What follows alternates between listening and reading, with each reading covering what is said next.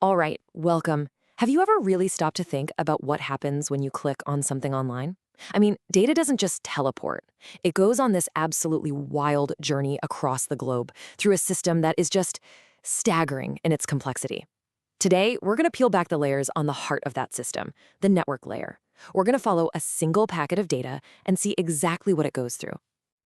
So, really, it all comes down to this one question.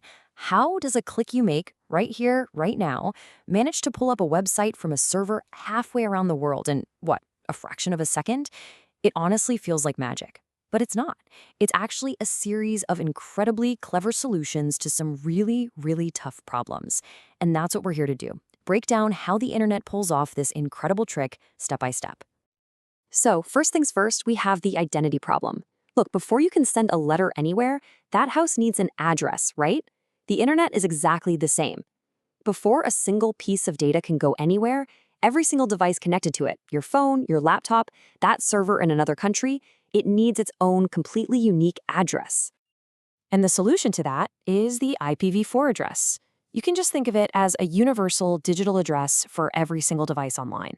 It's a 32-bit number, which sounds technical, but what it means is that it gives us a pool of over 4 billion possible addresses. Now, back when the internet was first getting started, 4 billion seemed like an impossibly huge number. But as we'll find out, that number wasn't nearly as big as they thought.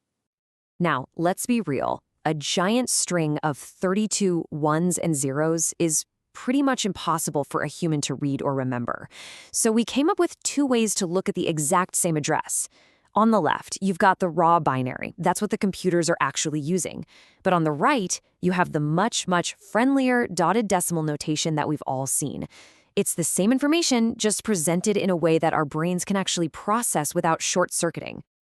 In the early days, there was this attempt to organize all these addresses into what they called classes. The idea was to split every address into two parts, a network ID, that's kind of like the street name, and a host ID, which is the house number. But you can see from this table, the system had a major flaw. It was incredibly wasteful. Just look at Class A. A single organization could be assigned a block with over 16 million host addresses. Nobody needed that many. So you had millions upon millions of IP addresses just sitting there, locked up and completely unused. A huge problem. Okay, so our little data packet has its global destination address. It's made it to the right street, so to speak, your local network, like your home Wi-Fi. But now what? How does it find the specific mailbox, the exact device it's actually looking for among all the others on that network? This is the local delivery problem. And the solution is something called the Address Resolution Protocol, or just ARP.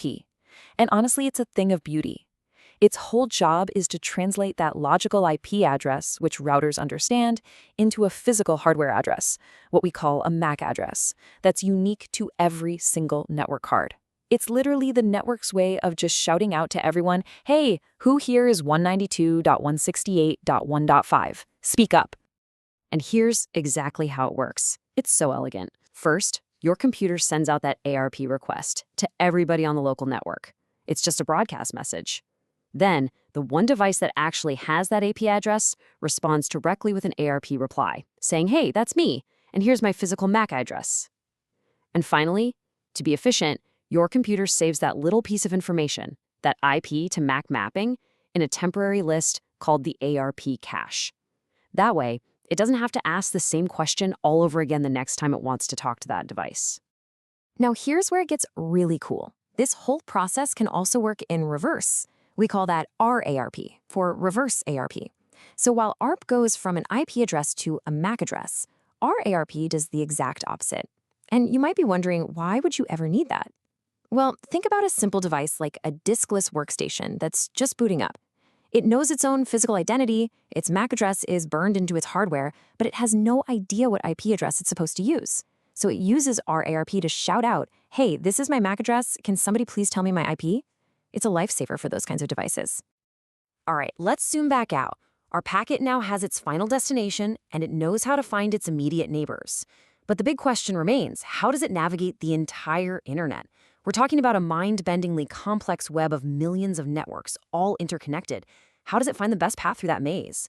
This is the global navigation problem. When it comes to solving this, there are really two big philosophies. The first is static, or non-adaptive routing. You can think of this like using an old paper map. The routes are all set in stone, they're programmed in manually, and they don't change if there's, say, a traffic jam or a road closure. Simple, but not very smart. On the other hand, we have adaptive, or dynamic routing.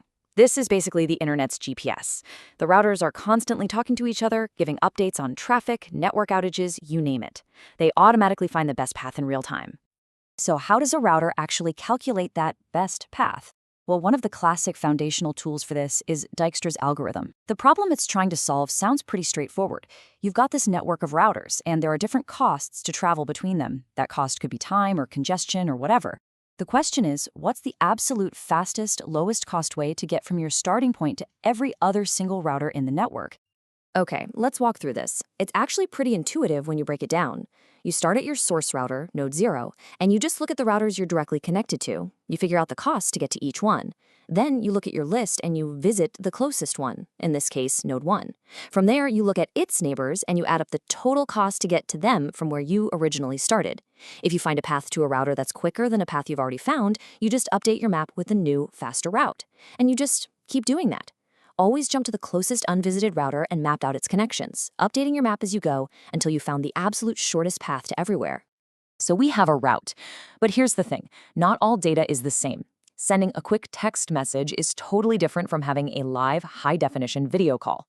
And that brings us to the service level problem. Do we need a casual, best-effort kind of delivery like a postcard? Or do we need something more urgent and reliable, like registered mail that's tracked every step of the way? And that question leads to two fundamentally different ways of sending data. The internet, for the most part, uses what's called a connectionless service. It's just like sending a bunch of postcards. Each packet is its own independent thing. They might take different routes, they might even arrive out of order, but it's super fast and flexible. The alternative is connection-oriented. This is more like making a phone call. You establish a dedicated path first, a virtual circuit, and then all your data follows that exact same path in the right order. It's more reliable, for sure, but that initial setup costs you time. So, to manage all these different needs in this mostly connectionless world, we have something called quality of service, or QoS.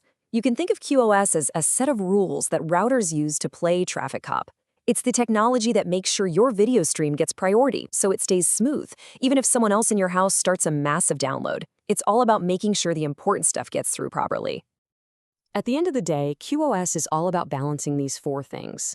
Bandwidth is basically the size of your internet pipe. Delay is just how long it takes a packet to make the trip. Jitter, now this one's important. Jitter is the variation in that delay. If packets arrive at inconsistent times, that's what makes a video call choppy and robotic. And finally, reliability is simple. What percentage of your packets actually make it to the destination without getting lost? So far, everything we've talked about is the ideal scenario, the perfect journey for our packet. But we all know things go wrong. What happens if a router gets completely overloaded, or a path just doesn't exist, or a packet gets stuck going in circles? How does the network even know that's happening, let alone report the problem? Well, that's the job of the Internet Control Message Protocol, or ICMP. The best way to think about ICMP is as the network's own internal messaging system for status updates and error reports. When a router hits a problem with a packet it's handling, it uses ICMP to send a little memo back to whoever sent the original packet. Now, this is key. ICMP only reports the problem. It doesn't try to fix it. It's just the messenger. And the message itself is designed to be super lean and efficient. It's got a type field that says what kind of problem happened. It has a code field that gives a little more detail. There's a checksum just to make sure the error message itself is valid. And most importantly, it includes the header of the original packet that caused the problem, so the sender knows exactly which piece of data failed and why. So these messages are basically the digital equivalent of those return to sender stamps you get from the post office. Destination unreachable means the address was wrong. Time exceeded means the letter got lost in the mail system for way too long.